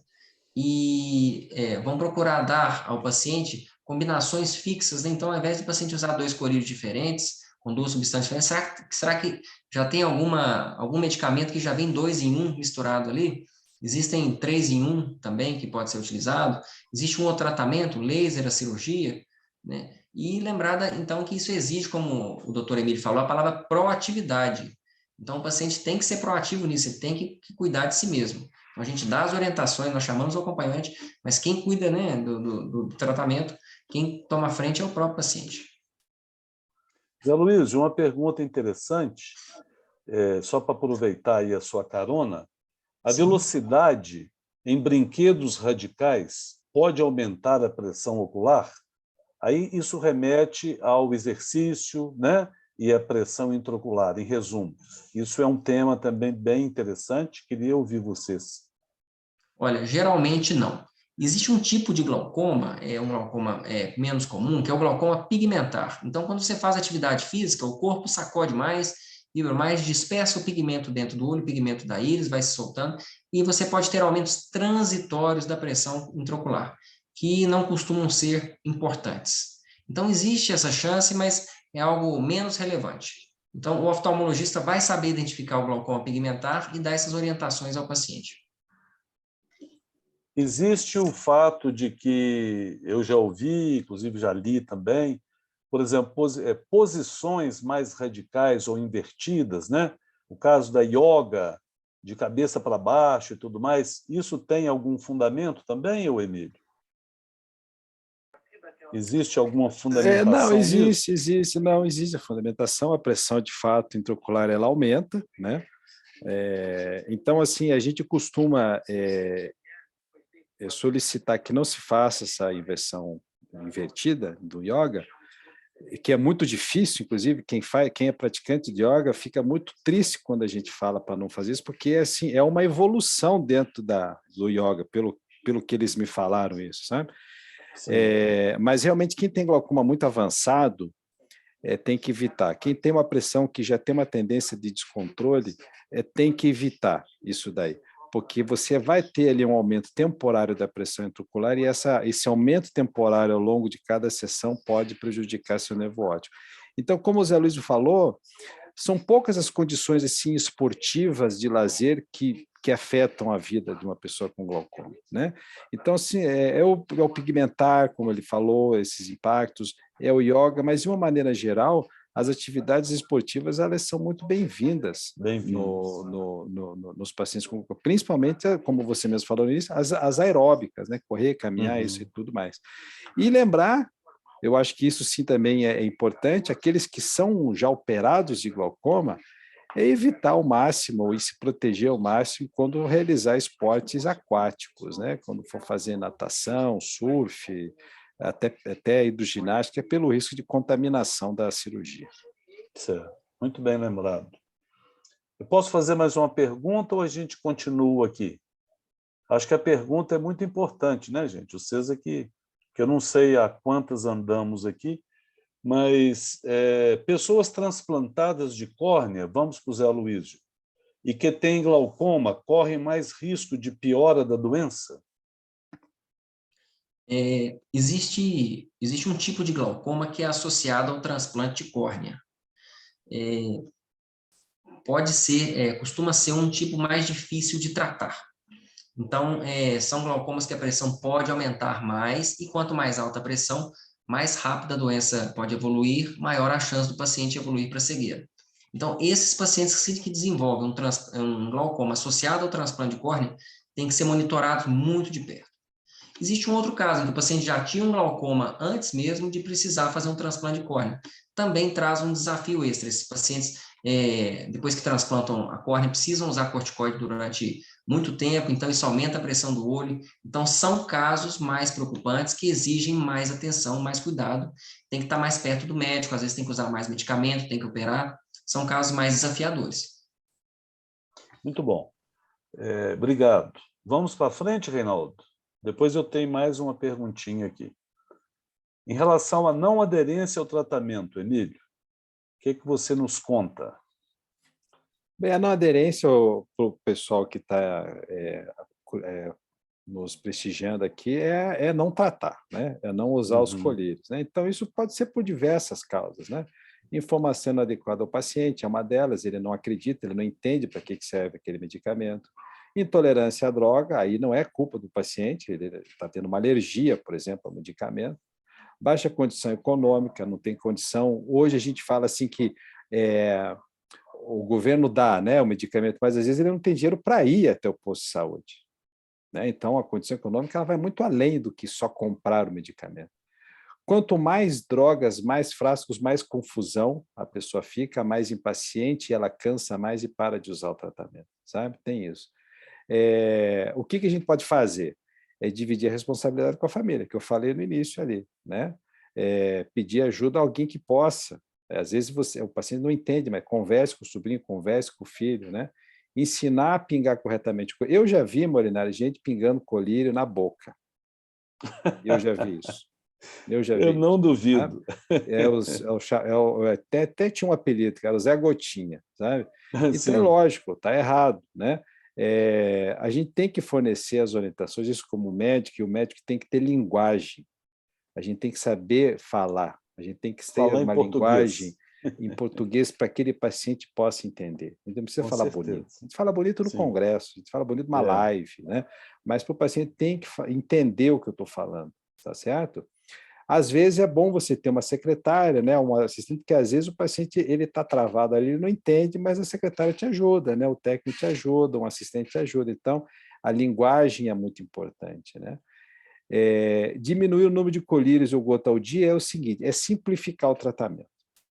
Às vezes a gente pega paciente que está usando 5 colírios. Às vezes eu posso simplificar esses 5 colírios em 2. Agora, para isso tem um custo também, né? Às vezes são colírios que ele pega na rede complementar, pega no SUS, mas para ele ficar com menos colírios e tendo o mesmo efeito, às vezes ele tem que pagar, né? Mas tem essas condições, né? De se resolver isso com colírio, e aí vem as questões cirúrgicas, as questões de laser, que também são opções. Quando eu era residente, eu não sei se o Zé Luiz pegou essa fase, o Molinari com certeza pegou isso, a gente tinha aquela sim, indicação social da cirurgia, né? O que era sim. indicação social? Era aquele paciente que não estava piorando de glaucoma, ele estava estável, de certa forma, mas ele não tinha condição de comprar colírio. Então, a gente operava porque ele era pobre. É isso que a gente fazia, porque ele não tinha condição. Hoje, a gente tem cada vez menos isso. Por quê? Porque a gente tem aí realmente o subsídio do governo nos programas de glaucoma para fornecimento dos colírios. Mas mesmo assim, a gente achava que, olha, agora que o governo fornece, nós não vamos ter mais perda, né, cegueira por falta de medicamento. E mesmo assim a gente tem, porque o universo da não aderência é muito maior do que o econômico. Ele vai dentro de todas essas esferas aí que brilhantemente o doutor José Aloísio colocou nesse slide. Muito bom, obrigado. Só mais a última pergunta aqui, depois a gente continua. Os colírios para glaucoma são facilmente encontrados em outros países, já que precisam ficar na geladeira e é difícil transportar em viagens longas. Só lembrando que é difícil, às vezes, uma receita, né? Um receituário vamos dizer, de um médico brasileiro, ele ser aceito em alguns países. Pode até ser que sim, mas esse é um fator limitante. E como fazer? Guardar em isopor, gelo e etc. e tal. Eu entendi a situação. Não sei o que você acha, Zé Luiz e Bem, Emílio. Eu vou passar para o Emílio. Tá eu bom, vou falar. ok. Bem, é o seguinte, essa é uma situação não tão comum, mas não tão incomum também, né? Sim, Realmente do transporte. Veja bem, a maioria dos medicamentos, se não todos os medicamentos que nós temos aqui no Brasil, existem fora, mesmo porque a maioria desses medicamentos eles são desenvolvidos fora do Brasil, né? Então a maioria sim, tem. Então você saber o princípio ativo é uma maneira. Você pode tentar comprar fora, sim, né? Só que geralmente esses medicamentos, se você compra eles, primeiro que você pode ter esse problema de receita médica, você pode realmente ter esse problema, e outro problema é que eles podem ser muito caros, assim, fora do Brasil, né? Muito caros. Então, o ideal é você se organizar. Se você utiliza um medicamento que tem que ter refrigeração, ou você realmente leva esse medicamento numa frasqueirinha, hoje tem gelo seco, que você compra na farmácia, né? E uhum, você põe na bagagem, né? Para usar fora do país, ou leva os seus medicamentos daqui para lá. No que eu entendi, a pergunta foi nesses medicamentos refrigerados, né? Então, isso. os refrigerados, você pode fazer isso, de levar eles em recipientes com gelo seco, e eles vão funcionar normalmente lá, e chegando no hotel onde você vai ficar, se coloca na geladeira, né? Isso é perfeitamente. Você pode também comprar lá, é outra opção. E uma outra opção também, o Molinar, é a seguinte, é se organizar. Se você se organizar, olha, doutor, eu tenho uma viagem daqui 3 meses, eu vou para o Japão daqui 3 meses, e eu uso o colírio que fica na geladeira. Existe outra opção para eu não depender disso? Existe. Nós vamos passar para você. Ó, existe essa aqui, essa daqui. Só que a gente tem que ter tempo. Porque, às vezes, essa segunda opção que a gente vai passar para você, o plano B, por exemplo, às vezes pode te dar uma alergia, pode te dar um incômodozinho que vai te dar no meio do avião. Olha só que saco. Sim. Agora, se a gente tem isso com antecedência, se você me fala com antecedência, a gente faz os testes e fala, ó, pode viajar com esse daqui. Você usa esse daqui temporariamente, quando você voltar para o Brasil, você volta a usar o outro medicamento. Então, tudo é possível da gente fazer, tá certo? Tenha o nome do medicamento, que na pior das hipóteses, você procure um médico, consulta fora, e ele vai fazer a prescrição para você. E às vezes você dá até sorte de você paga a consulta, e aí o remédio subsidiado, você consegue até ter o remédio fora. Isso pode acontecer em alguns países, isso é comum, tá? Mas não é bom correr o risco, é bom você se planejar. É você se organizar, tá certo? Ter o plano A, B e C, para que você não tenha nem prejuízo na saúde ocular, como prejuízo financeiro também. Agora, no último sábado, por ocasião dos 24 horas pelo glaucoma, uma das médicas do Ministério da Saúde, ela comentou sobre dos 2 milhões de pacientes que nós temos no SUS com glaucoma sendo atendidos. É uma coisa impressionante, e recebendo a medicação, né, de graça, vamos dizer assim. E isso dificilmente eu acho que a gente tem em outro país. Eu realmente não posso falar assim, mas eu acho que o SUS realmente tem o seu cantinho aqui muito especial para nós. Próximo, por favor, Reinaldo. Zé Luísio, informações ao paciente. O que você diz? O médico ele tem que se comunicar muito bem, né? Então, nós não podemos fazer apenas um trabalho técnico, de ter aquele conhecimento científico, de nada vale se nós não conversarmos bem com o paciente na linguagem dele, numa linguagem acessível. Então, conversar, o lado humano faz parte fundamental do nosso tratamento, né? E nós temos que trazer as informações para o paciente. Nós temos que dizer a ele que a doença pode causar cegueira, não num tom terrorista, e dizer a ele, olha, temos tratamentos modernos, a sua chance de ter problema, se você seguir o tratamento, é mínima. É claro que varia, né, de como o paciente chega para nós também, né? Essa questão. Às vezes o paciente já chega no fim da linha, com um pezinho ali no fim da linha, infelizmente não dá para fazer muita coisa. Mas o paciente que chega em estágio leve ou moderado, nós temos uma excelente capacidade de segurar a doença dele, impedir a sua evolução, mas é um potencial que a doença tem. Temos também de orientar o paciente que nós temos o objetivo de manter a visão, de que a doença não progrida. O que a gente tem que falar isso? Muitas vezes o paciente ele fica achando ruim porque ele não está passando a enxergar melhor ao longo do tempo. Ele está mantendo e tem aqueles efeitos colaterais do colírio, então às vezes ele fica com o olho seco, meio embaçado, ele tem até uma sensação de que está piorando, e ele fica frustrado algumas vezes de saber que o tratamento não vai melhorar a visão dele. Então a gente tem que falar isso para ele, para que ele entenda o problema e, entendendo, siga corretamente o tratamento. Então, o paciente entendendo o que ele tem, entendendo o que o tratamento oferece, ele tem mais chances de aderir ao tratamento. Temos que dizer a ele, né, que o tratamento é contínuo, provavelmente ele vai usar isso pela vida toda, a não ser que, né, que a gente consiga resolver isso com laser, estabilizar com laser ou com cirurgia, mas que no caso do tratamento dos colírios, o paciente tem que manter o uso diário dos colírios de uma forma regular. Ao conversar com o paciente, evitar termos técnicos e difíceis de entender. Nós temos que nos fazer entender na linguagem do paciente. Então, temos que ter a nossa habilidade de comunicação e a nossa empatia com o cliente. Temos que dizer a ele que, periodicamente, ele tem que voltar. Não dá para você passar o remédio e o paciente nunca mais voltar. Então, de tempos em tempos, nós temos que medir a pressão, ver se ela está dentro dos níveis que nós julgamos adequados. O paciente, de tempos em tempos, repete os exames e vamos avaliando se a doença do paciente está estável ou se ela está piorando, ou seja, se ela está progredindo, e ao longo dos anos nós vamos saber se vamos avaliando se está piorando, a gente tem que aumentar a dose dos medicamentos ou levar o paciente para fazer cirurgia, laser. O tratamento é dinâmico, ele não é estático. Então, se o paciente estiver estável, a gente mantém o tratamento como está. Se estiver piorando, a gente progride o tratamento, aumenta o número de colírios, ou nós aumentamos, ou nós levamos o paciente para a cirurgia, e temos que sempre nos colocar ali abertos para receber as dúvidas do paciente, para ouvir, para escutar o paciente. O paciente tem que ficar à vontade com você, porque dúvidas vão surgir. Então, deixe o paciente à vontade para esclarecer todas as dúvidas dele.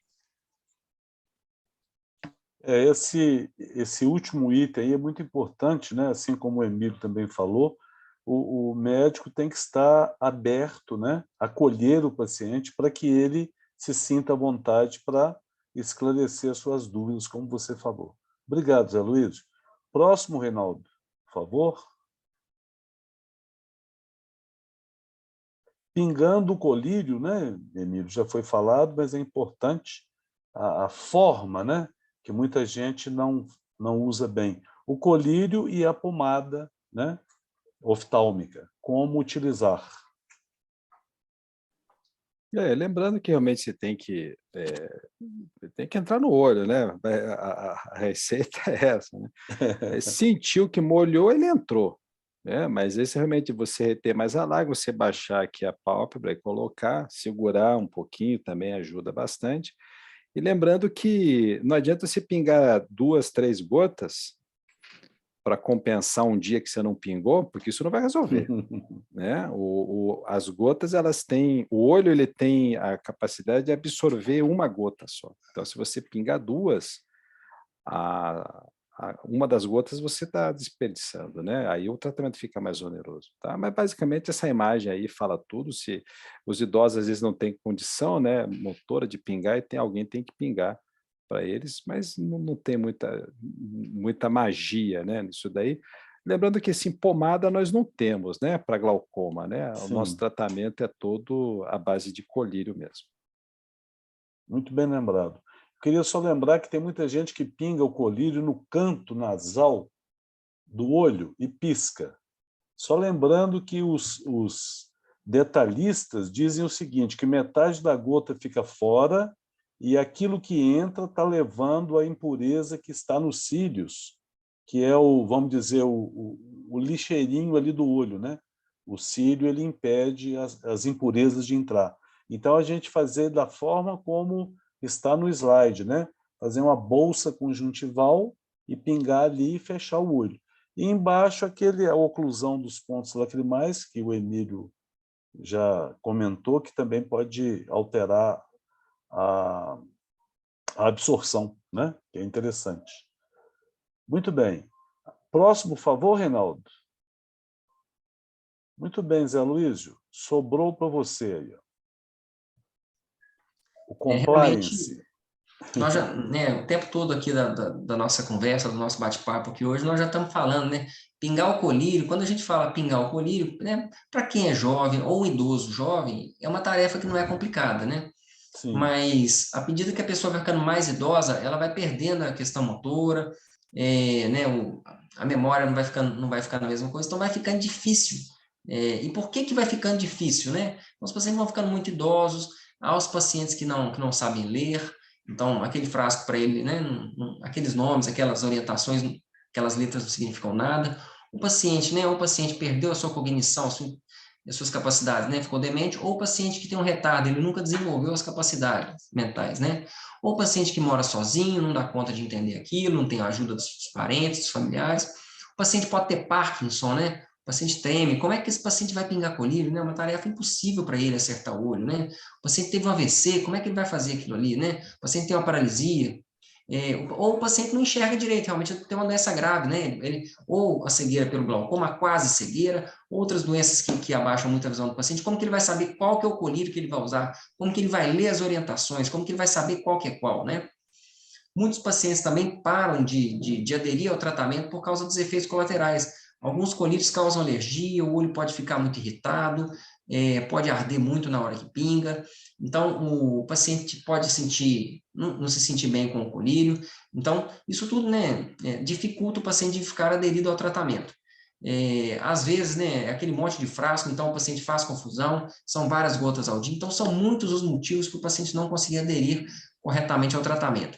Então, isso vem, né, muito de encontro àquela questão. Temos que ter uma pessoa para ajudar no tratamento, uma pessoa mais jovem, uma pessoa mais esclarecida, que possa pingar o colírio correto, no horário correto, da forma correta. a gente, só acrescentando, a gente tem vários pacientes, né, que estão bem clinicamente, moram sozinhos, mas estão naquela faixa que eles não conseguem, às vezes, acertar o olho, né, como diz o Emílio. Então, é importante a supervisão por um filho, passando sempre lá, ou algum cuidador, né? É importante. Muito obrigado, gente. Próximo, Reinaldo, acho que estamos... Ah, bom, aí os efeitos colaterais do tratamento, né? Basicamente dos colírios, né? Emílio, você pode comentar? Basicamente, o colírio é um remédio, né? Então, todo Sim, remédio tem efeito colateral. Então, geralmente, os locais que a gente está vendo aqui, os efeitos colaterais no olho, são realmente de olho vermelho, de alergia, como vocês estão vendo ali numa imagem, olho muito vermelho, né? Muita coceira. Alterações na pálpebra, o olho fica com a pálpebra, fica escurecida, ou ela fica com esse aspecto assim de caspa, que a gente chama isso de dermatite. Isso é do medicamento, tá certo? Alguns colírios em pessoas que têm olho claro pode mudar a cor da íris, isso pode acontecer, isso não são em todos os pacientes, né? Alguns pacientes podem ter aumento dos cílios, o que as mulheres até gostam muito, né? Que os cílios crescem, mas isso é um efeito colateral de um dos medicamentos. Então, esses são os efeitos colaterais e que dentro da tolerância a gente preserva o medicamento, mas realmente tem casos que os efeitos são muito grandes, são muito assim impeditivos de uma vida adequada e a gente tem que suspender o medicamento e partir para uma outra terapia, seja ela outro colírio ou uma terapia até mesmo cirúrgica. Só para complementar, o Zé Luiz citou no início, né? Lembrando também dos efeitos colaterais sistêmicos, né?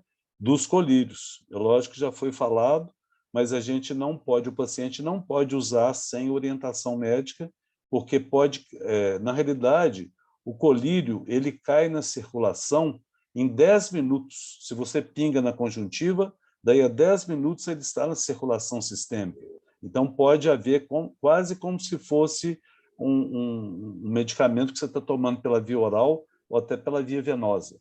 Então, e sem passar pelo metabolismo do fígado.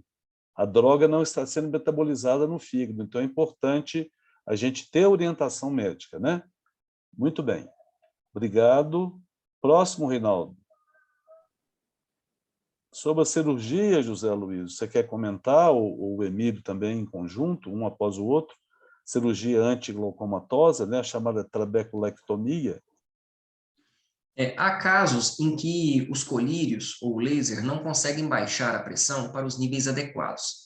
Então, às vezes o paciente tem uma pressão, a gente está usando todos os medicamentos, está com muito medicamento e a pressão não baixou tanto que deveria baixar para estabilizar a doença. Então, nós sabemos, com uma boa aproximação, qual que é o valor ideal, qual que é o alvo daquela pressão, para que nós possamos tratar o paciente e impedir que a doença dele evolua. Existem pacientes também que estão tendo muitos efeitos colaterais com os medicamentos, então não é possível mantê-los com aqueles medicamentos.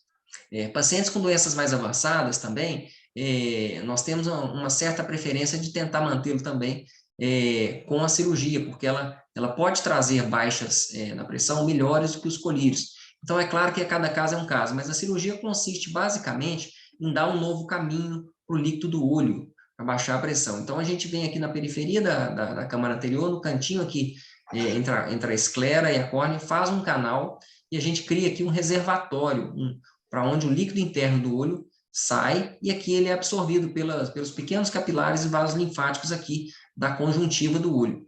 Então, nós damos uma via alternativa para o líquido do olho sair e baixar a pressão para os níveis necessários. Muito bom, viu?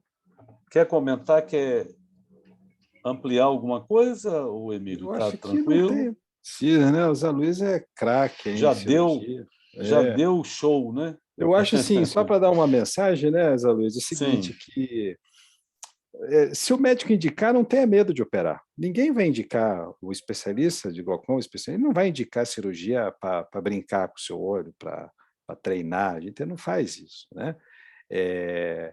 Porque quando chega um ponto que a gente fala, pessoal, tem que começar a pensar em cirurgia porque tem que pensar em operar, tá? Porque a gente realmente só chega nesse ponto quando a gente vê que existe o risco de perder a visão.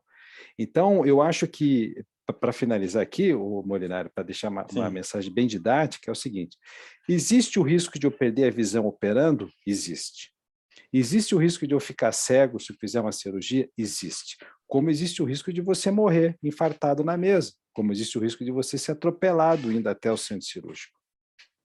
Agora, se você tem uma cirurgia indicada por um glaucoma descontrolado e você não opera, a chance de você ficar cego é 100%. Então, é uma conta mais ou menos simples assim, para tirar o medo. Né? Hoje as cirurgias são muito bem assim, elaboradas hoje, mas infelizmente toda cirurgia tem risco. Cirurgia não é igual cortar cabelo, que você corta e se der errado, nasce de novo. Por isso que a pessoa bem preparada, o oftalmologista bem preparado, né? Ele é o melhor profissional para te ajudar. Ele vai querer te operar para te ajudar, não para te prejudicar. Ok, obrigado. Obrigado a ambos. Próximo, Reinaldo, acho que está chegando ao nosso fim. Aí, concluindo, Zé Luísio, quer complementar? Então, para concluir, né, temos que dizer o seguinte, olha, a doença ela é assintomática, então o glaucoma é o ladrão silencioso da visão. O paciente só vai descobrir que tem glaucoma se ele for ao médico, oftalmologista e se ele for examinado. E quanto mais precoce for o diagnóstico, melhor para o paciente, porque diagnósticos muito tardios, resultados piores. Isso vale para tudo na medicina, né? Qualquer doença que nós fizermos o diagnóstico precoce, nós teremos resultados melhores no tratamento. Isso vale para câncer, vale para doenças cardíacas, qualquer doença, todas, diagnóstico precoce. Lembrar que o glaucoma tem uma prevalência elevada, uma doença que acomete aí cerca de 2% da população, e essa prevalência aumenta à medida que o paciente vai ficando com mais idade, e lembrar que o risco, né, do glaucoma, ele causa uma cegueira que é irreversível. Então, a ciência ainda não descobriu um modo de reverter aquela perda daqueles neurônios para recuperar a visão do paciente.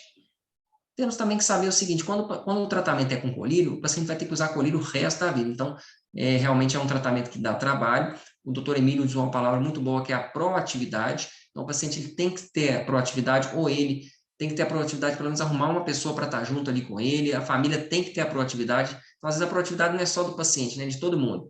Então, o colírio é para o resto da vida, isso dá trabalho mesmo, e o paciente será seguido a vida toda pelo médico. Uma vez que ele tem diagnóstico de glaucoma, uma vez que ele tem que tratar o glaucoma, a vida inteira ele terá que fazer visitas periódicas ao médico oftalmologista para ser acompanhado e saber se aquele tratamento, do modo como está hoje, está adequado, se a doença está estabilizada ou se a doença está evoluindo, está piorando e é necessário progredir no tratamento. Obrigado. Zé Luísio, tem uma pergunta aqui que parece que é a última, que não tem mais. A Valéria Fonseca pergunta, por que o laser não é a primeira opção, Emílio? Essa é uma pergunta que até a gente faz, às vezes, de vez em quando, sabe? Mas, primeiro, porque é uma questão cultural aqui ainda no Brasil, e em muitos países, de iniciar com o tratamento clínico. Então, tem essa questão cultural, né?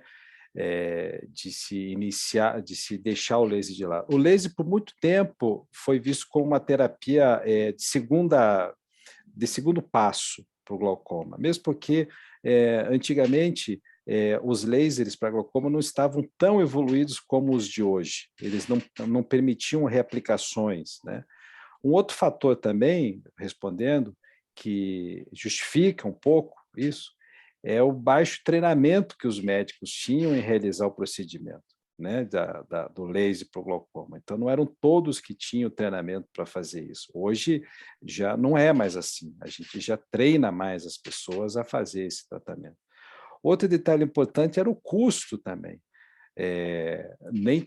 Não é tão barato. Se você não tem plano de saúde e você não tem suporte pelo SUS, não é um procedimento tão barato ainda para se fazer assim de uma maneira ampla. Mas isso são todos fatores que a gente pode vencer. Então, o custo ele está sendo cada vez mais reduzido, convênio libera, o próprio SUS libera, tá certo? Os treinamentos são já eficientes. Agora, realmente, o fator cultural ainda é muito grande, o fator cultural de aplicar isso na nossa medicina do dia a dia, mas isso está mudando, viu? A nossa ouvinte aqui, eu esqueci o nome dela. Valéria. Valéria. Isso está mudando, Valéria. Hoje já há uma tendência muito forte de se iniciar o tratamento, e o que a gente observa hoje é uma resistência até dos pacientes.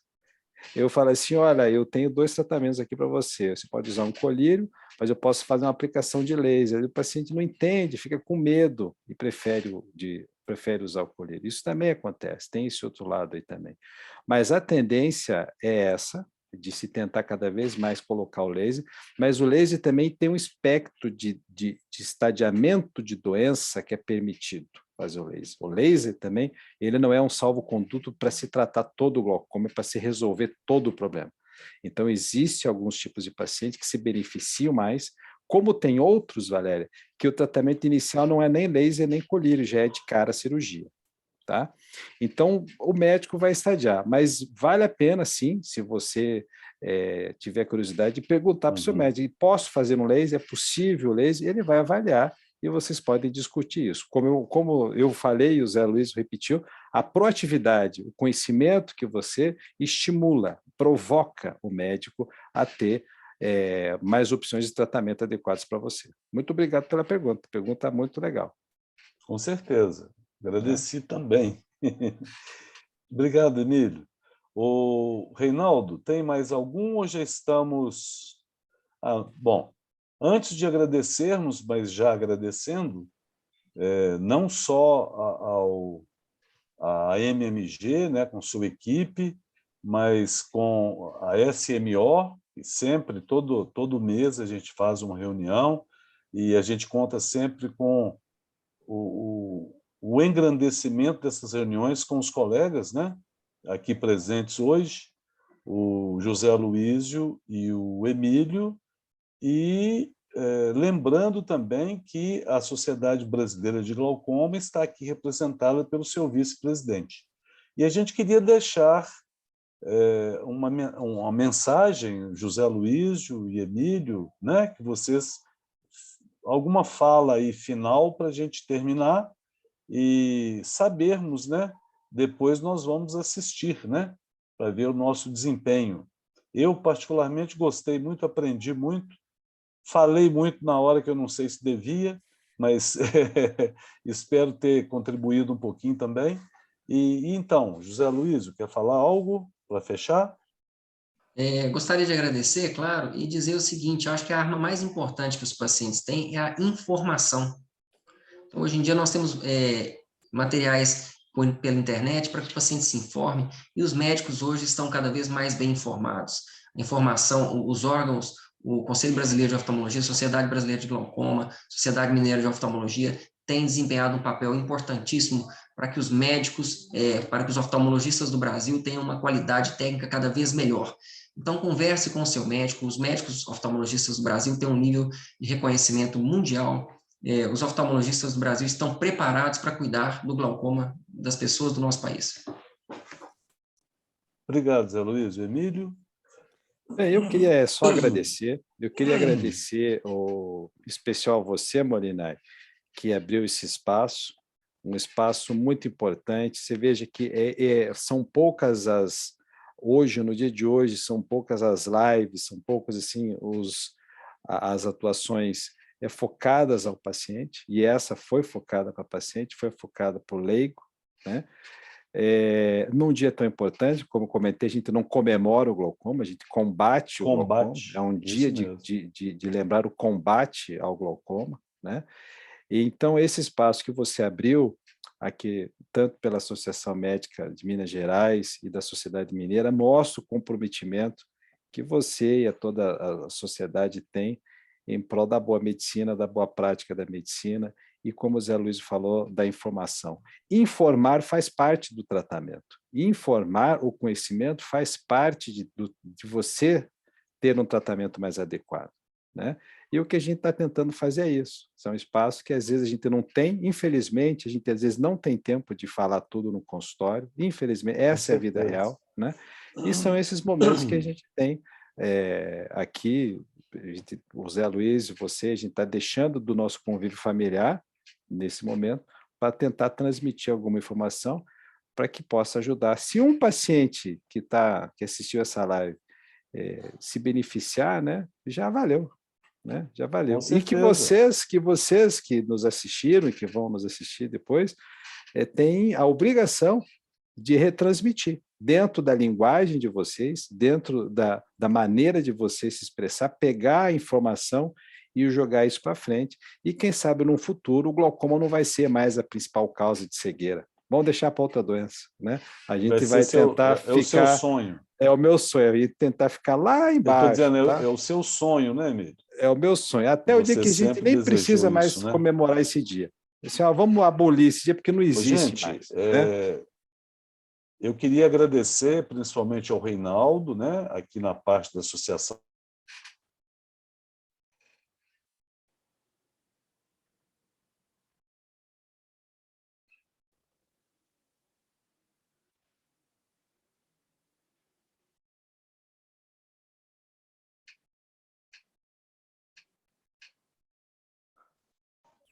Aí voltou, Marinai. Voltou, desculpe, finalzinho, ainda bem que foi no fim. Eu estava agradecendo ao Reinaldo, que nos ajudou muito, e também a Daniela, que é da comunicação, que fez aí a ponte com o YouTube, e lembrando que todo mundo que não pôde assistir vai poder fazê-lo através do Siga MMG no próprio YouTube, e também nós vamos colocar no SMO Talks, e a gente espera fazer outras situações semelhantes a essa. Muito obrigado, até a próxima. Boa noite para todos. Boa noite Boa a semana, todos, muito gente. Obrigado. Obrigado para todos aí. Tudo de bom. Obrigado, gente. Obrigado. Boa noite a todos.